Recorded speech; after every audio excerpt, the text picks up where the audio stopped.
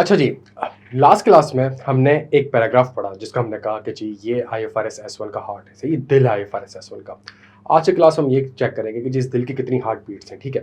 तो इस पैराग्राफ को एक बार वापस से पढ़ते हैं और इस पैराग्राफ को पढ़ के हम ये असेस करते हैं कि टेक्निकली स्पीकिंग, अब जब इतने सारे कॉन्सेप्ट थे तो सारे कॉन्सेप्ट को हमने थोड़ा बहुत इंडिविजुअली समझा और फिर अब ये चेक करते हैं कि जी इस एक पैराग्राफ को वापस से आज हम इस एक पैराग्राफ को पढ़ेंगे और इस एक पैराग्राफ से अल्टीमेटली समझने की कोशिश करेंगे कि ये हमसे और मजीद क्या कहना चाह रहा है, इसके ऊपर मजीद क्या गाइडेंस है, मजीद क्या मटेरियल है। उन सारी चीज़ों को आज हम आज की क्लास में इंशाल्लाह पढ़ने की कोशिश करेंगे, सही है। अच्छा, मैं एक बार आपसे पैराग्राफ रीड करता हूँ और इस पैराग्राफ से मैं आपको 4 पॉइंट्स बताता हूँ और उन 4 पॉइंट्स को हम वापस से आज हम डिस्कस करने की कोशिश करेंगे और फिर इन चारों पॉइंट्स को कंबाइन करके चारों पॉइंट्स को इंडिविजुअली पढ़ेंगे, इंडिविजुअली पढ़ने के बाद चारों पॉइंट्स को कंबाइन करेंगे, कंबाइन करके मजीद एग्जाम्पल्स और इलस्ट्रेशंस लेंगे और फिर उसके बाद हम कंक्लूड करेंगे जी ये पैराग्राफ अल्टीमेटली आपसे क्या कहना चाह रहा है, जो कि ऑब्जेक्टिव का पैराग्राफ 2 है। तो अगर मैं आपसे रीड करूं इसको, तो information about the sustainability related risk and opportunity is useful to the primary users because an entity's ability to generate the cash flows over the short, medium and long term is inextricably linked to the interaction between the entity and its stakeholders, society, the economy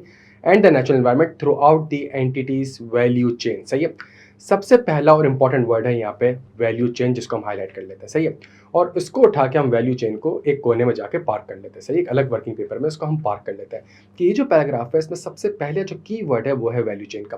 फिर वो कहता है together and the entity and the resources and relationship throughout its value chain. तो अगला जो important word है which is the heartbeat of IFRS S one is the resources and relationship. हम इसको हाईलाइट कर लेते हैं कि जी ये हमसे क्या कहना चाहता है, उसको समझेंगे। फिर वो कहता है throughout its value chain from an interdependent system in which the entity operates the entity's dependencies on those resources and relationship and its impact. तो तीसरी चीज हम हाईलाइट कर लेते हैं डिपेंडेंसीज एंड इम्पैक्ट। अगेन उसको भी एक सेपरेट वर्किंग पेपर में लेके चले जाते हैं। On those resources and relationship give rise to sustainability related risk and opportunity for the entity। तो अगर मैं आपसे बिल्कुल खुलासा करूँ इस पैराग्राफ का, तो ये पैराग्राफ टेक्निकली स्पीकिंग आपसे ये कहना चाह रहा है कि ये 4 स्टेप्स आप फॉलो कर लें to identify the sustainability related risk and opportunity.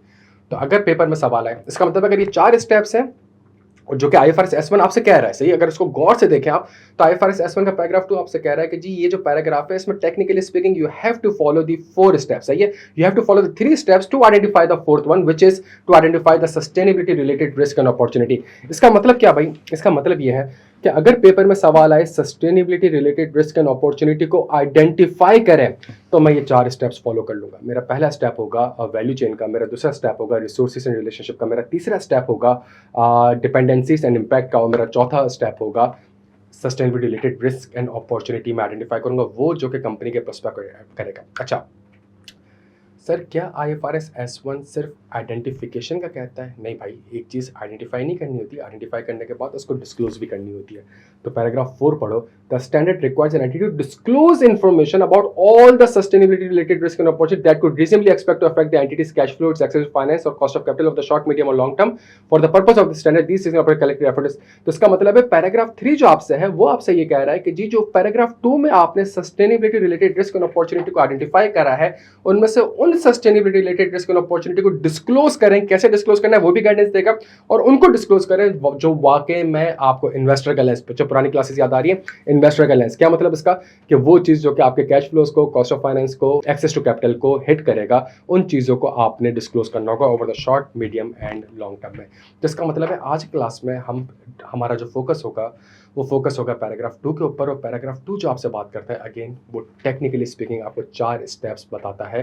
वो 4 स्टेप्स अगर हम इंडिविजुअली अब जाके समझेंगे, जब समझ लेंगे तो हमें ये पता चल जाएगा कि पेपर में सस्टेनेबिलिटी रिलेटेड से रिस्क एंड अपॉर्चुनिटी को कैसे आइडेंटिफाई करना होता है, कैसे ड्राफ्ट करना होता है, सोचने की सलाहियत कहाँ पे होगी, किस सवाल में पहली चीज़ क्या सोचनी है, दूसरी चीज़ क्या सोचनी है, तीसरी चीज़ क्या सोचनी है और अल्टीमेटली तुम चौथी चीज़ पे आ जाओगे। जब चौथी चीज़ आइडेंटिफाई हो जाएगी फिर उसको डिस्क्लोज कैसे करना है वो हम आगे जाके क्लासेस में पढ़ेंगे, लेकिन आज की क्लास में हम इन 4 स्टेप्स को फॉलो करने की कोशिश करते हैं।